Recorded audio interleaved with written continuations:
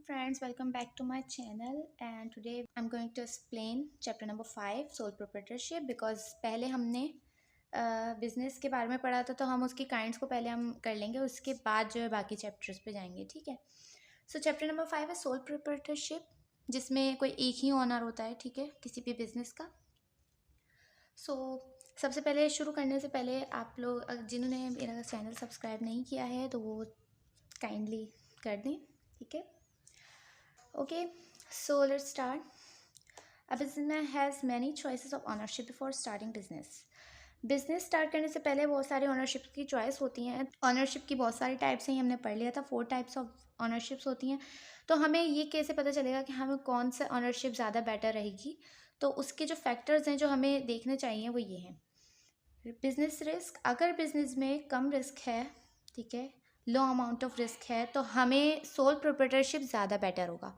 ठीक है, यानी कि अगर कम रिस्क है तो हम सोल प्रोप्राइटरशिप सिर्फ हम ही ऑनर रह सकते हैं क्योंकि उसमें रिस्क कम है। ठीक है, अगर बिजनेस ज़्यादा रिस्की है, हाई अमाउंट ऑफ रिस्क है उसमें, तो आपको या तो पार्टनरशिप सेलेक्ट करना चाहिए, तो कंपनी, ताकि जो भी रिस्क हो वो डिस्ट्रीब्यूट हो जाए। ठीक है, फिर आ जाते हैं लाइफ ऑफ अ बिजनेस की लाइफ। अगर जैसे कि फॉर एग्जांपल अगर बिज़नेस बहुत ज़्यादा लॉन्ग टर्म के लिए है, यानी कि बहुत ज़्यादा अरसे तक आप उसको चलाना चाहते हैं, तो आपके लिए कंपनी बेस्ट रहेगी।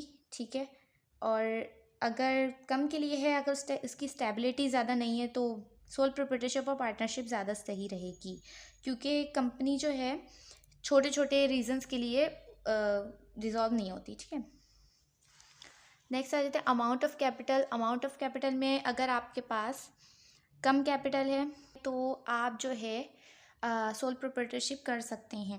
लेकिन आपको अगर ज़्यादा कैपिटल चाहिए, ज़्यादा बड़ी कंपनी खोलनी है, कुछ करना है, तो आप पार्टनरशिप कर सकते हैं। और अगर उससे भी ज़्यादा तो आप कंपनी खोल सकते हैं, क्योंकि कंपनी में क्या होता है कि शेयर्स की मदद से बहुत सारे ओनर्स होते हैं, तो उससे फिर कैपिटल भी ज़्यादा लार्ज वॉल्यूम में बनता है। ठीक है, तो जियोग्राफिकल एक्सपेंशन, अगर आपको ज़्यादा एक्सपेंशन करनी है किसी बिज़नेस की, तो क्या होगा कि आपको चाहिए कि आप फिर कंपनी चूज़ करें। सही है, क्योंकि कंपनी ही है जो ज़्यादातर एक्सपेंड होने में ज़्यादा अच्छी है। ठीक है, सोल प्रोप्राइटरशिप और पार्टनरशिप ज़्यादा जो है एक्सपेंड नहीं हो सकती। ठीक है, तो वो एक लिमिट तक रहता है। ठीक है, लिमिट से ज़्यादा क्रॉस नहीं हो सकता। अगर आप चाहते हैं कि आपका बिजनेस जो है ज़्यादा एक्सपेंड हो, तो आपको चाहिए कि आप कंपनी की तरफ जाएं, क्योंकि इसमें कैपिटल का अमाउंट भी ज़्यादा होगा और एक्सपेंशन भी उस हिसाब से ही फिर ज़्यादा हो जाएगी। ठीक है, सो डिज़ायर टू कंट्रोल,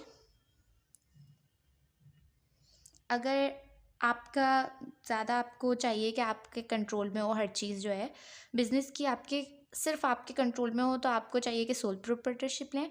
और अगर जो है आप चाहते हैं कि और भी लोग हों, तो अथॉरिटी के लिए तो पार्टनरशिप भी बेस्ट रहती है। ठीक है, कंपनी का कंट्रोल पार्टनर्स में, डायरेक्टर्स में होता है। ठीक है, शेयर होल्डर्स में ज़्यादा नहीं होता, क्योंकि शेयर होल्डर्स सिर्फ और सिर्फ ऑनर्स रहते हैं बाहर के हद तक। ठीक है, उसके बाद आते हैं tax payment and organisation expenses.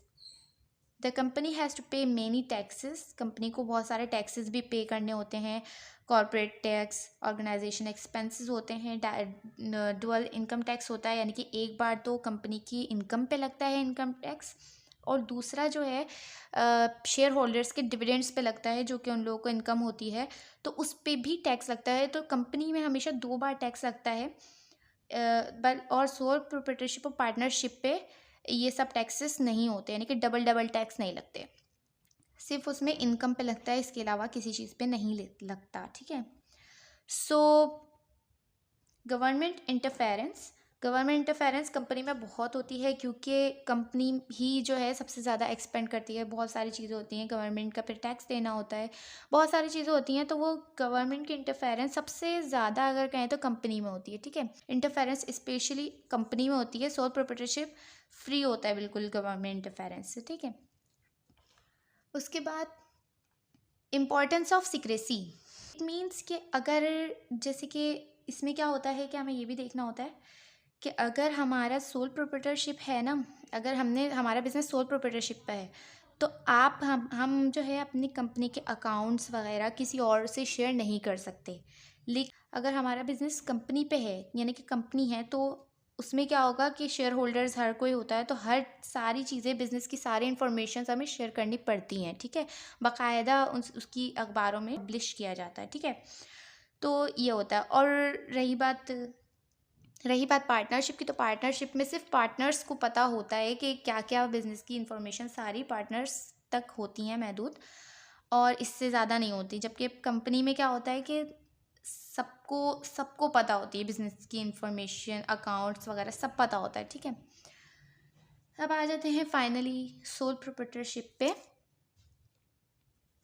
ये वैसे ही है कि सबसे पहले आगाज़ सोल प्रोप्राइटरशिप का हुआ, बाकी जो है जो भी ऑनरशिप्स हैं वो बाद में आई हैं, ठीक है।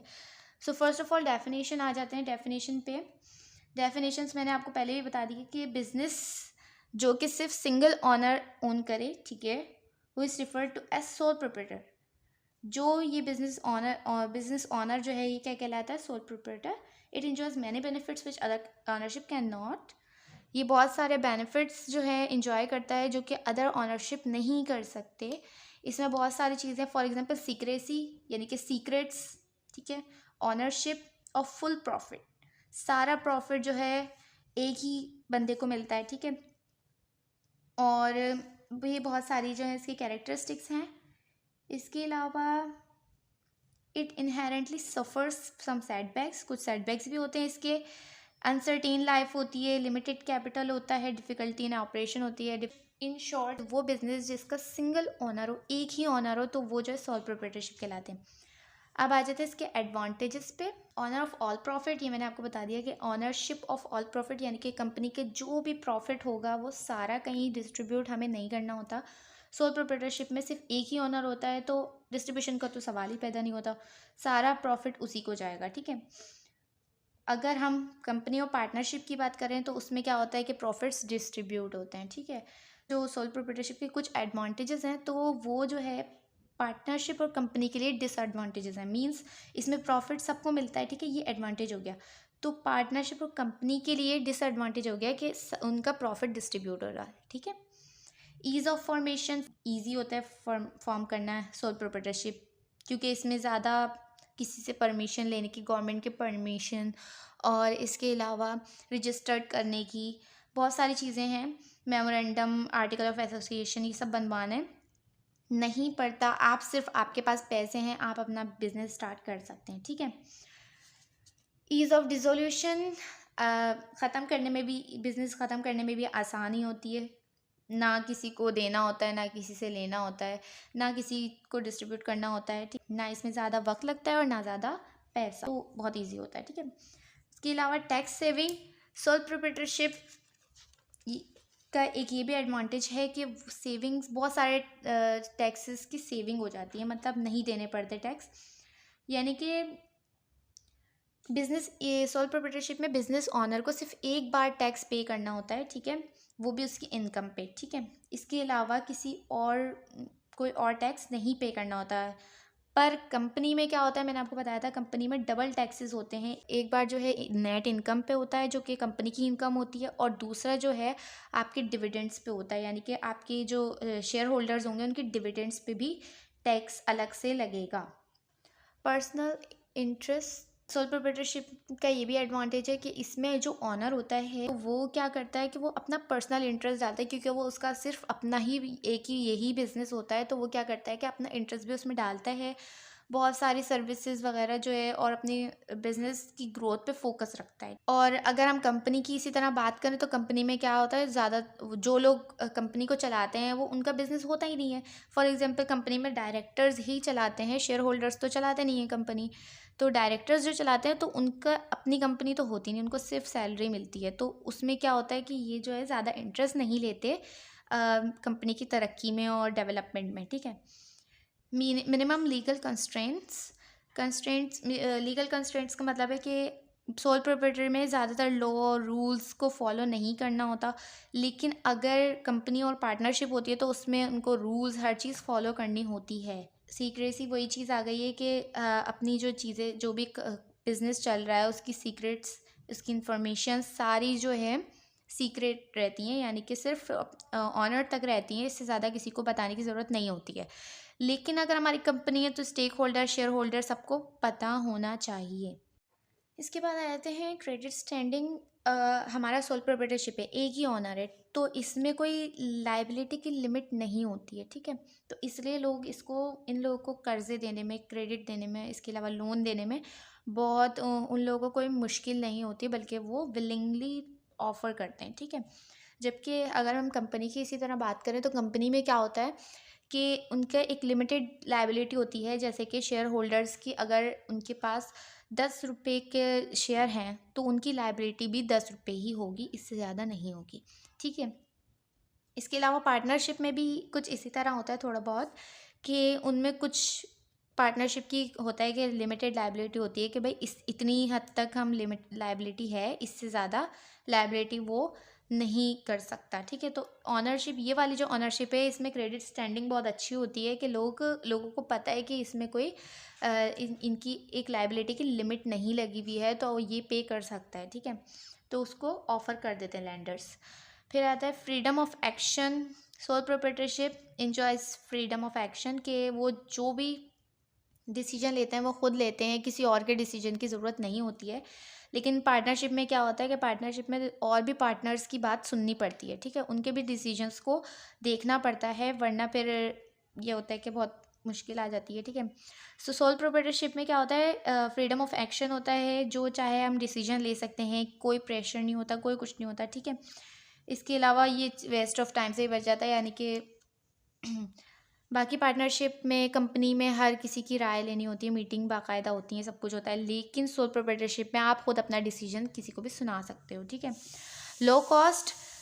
सोल प्रोप्राइटरशिप जो है बहुत कम कॉस्ट में हो जाता है, सही है। आपके पास जितने भी, जिसके थोड़ा सा कैपिटल है, तो आप सोल प्रोप्राइटरशिप वाला बिजनेस आप कर सकते हो, ये सबसे अच्छे बेनिफिट्स है, ठीक है। इसके अलावा अगर कंपनी होगा तो कंपनी में बहुत सारे एक्सपेंडिचर्स लगते हैं, बहुत सारे जो है खर्चे होते हैं, तो उस हिसाब से ये लो कॉस्ट है, ठीक है।